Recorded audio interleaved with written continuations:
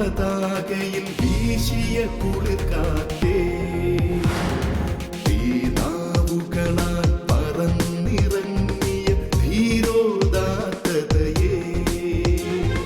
വരണേ തിരുസഭയിൽ ഇനിയും തീവിതറാ പുതിയൊരു അഭിഷേകം തരണേ പ്രേഷിതരിൽ. ആദിയുഷസ്സിൻ വിജയ പതാകയിൽ വീശിയ കുളിർക്കാറ്റേ, തീനാവുകളാൽ പറന്നിറങ്ങിയ ധീരോദാത്തതയേ, വരണേ തിരുസഭയിൽ ഇനിയും തീവിതറാ പുതിയൊരു അഭിഷേകം തരണേ പ്രേഷിതരിൽ. ഏകരക്ഷകനാമേശുവിനെ സധീരം പ്രഘോഷിപ്പാൻ പാവന റൂഹാ നീയരുളണമേ വീണ്ടും പെന്തക്കുസ്താ. അത്ഭുതങ്ങൾ അടയാളങ്ങൾ ഇന്നും സാക്ഷ്യം നൽകാൻ ദൈവപിതാവേ നീ പകരണമേ വീണ്ടും പെന്തക്കുസ്താ, വീണ്ടും പെന്തക്കുസ്താ. വീണ്ടും പെന്തക്കുസ്ത. അഗ്നിജ്വാലകൾ പോലുള്ള നാവുകൾ തങ്ങൾ ഓരോരുത്തരുടെയും മേൽ വന്ന് നിൽക്കുന്നതായി അവർ കണ്ടു. അഗ്നിജ്വാലകൾ പോലുള്ള നാവുകൾ തങ്ങൾ ഓരോരുത്തരുടെയും മേൽ വന്ന് നിൽക്കുന്നതായി അവർ കണ്ടു. നിത്യ പന്തക്കുസ്ത ആണ് സഭയ്ക്ക് വേണ്ടത്. നിത്യ പന്തക്കുസ്തയാണ് സംഭവിച്ചു കൊണ്ടിരിക്കുന്നത്.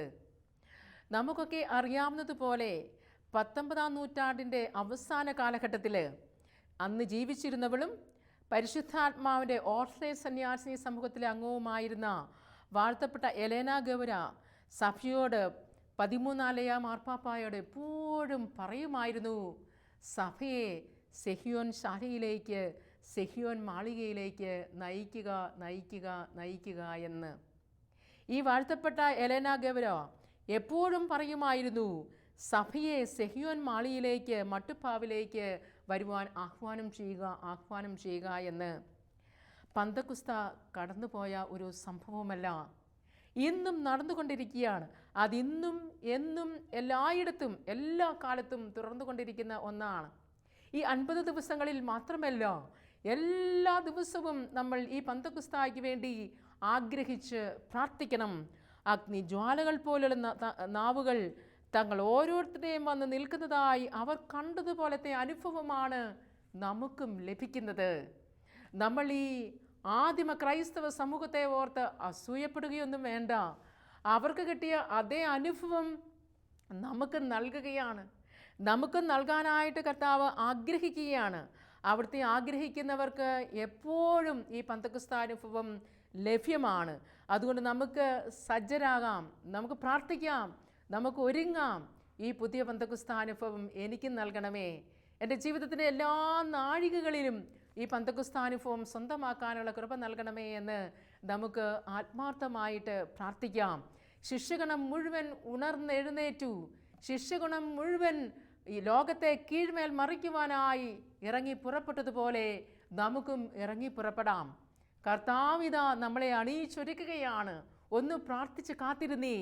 ചോദിക്കുന്നവർക്ക് എല്ലാവർക്കും ഞാൻ പരിശുദ്ധാത്മാവിനെ നൽകുമെന്നുള്ള ഈശോയുടെ ഈ വാഗ്ദാനം ഒന്ന് ചോദിച്ചേ, ഒന്ന് ആഗ്രഹിച്ചേ, ഒന്ന് സ്തുതിച്ചേ, ഒന്ന് അനുദപിച്ചേ, ഒന്ന് ചോദിച്ചേ, ഒന്ന് ദാഹിച്ചേ, വേണ്ടാത്തതെല്ലാം ഒന്ന് ഉപേക്ഷിച്ച് കളഞ്ഞേ.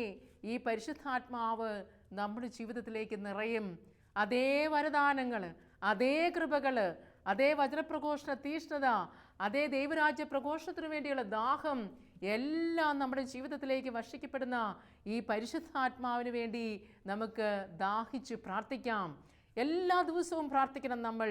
ഓ പരിശുദ്ധാത്മാവേ, എൻ്റെ ബുദ്ധിയിൽ, എൻ്റെ ചിന്തയിൽ, എൻ്റെ ഓർമ്മയിൽ, എൻ്റെ വികാരത്തിൽ, എൻ്റെ മുറിവുകളിൽ, എൻ്റെ പ്രവർത്തന മേഖലകളിൽ, എല്ലാ മേഖലകളിലും വന്നു നിറഞ്ഞ് ഒരു പുതുജീവിതം ആരംഭിക്കുവാൻ എന്നെ അനുഗ്രഹിക്കണമേ എന്ന് എപ്പോഴും പ്രാർത്ഥിക്കാം. നടക്കുന്ന വഴിക്ക് പ്രാർത്ഥിച്ചോ, ജോലി ചെയ്യുമ്പോൾ പ്രാർത്ഥിച്ചോ, യാത്ര ചെയ്യുമ്പോൾ പ്രാർത്ഥിച്ചോ.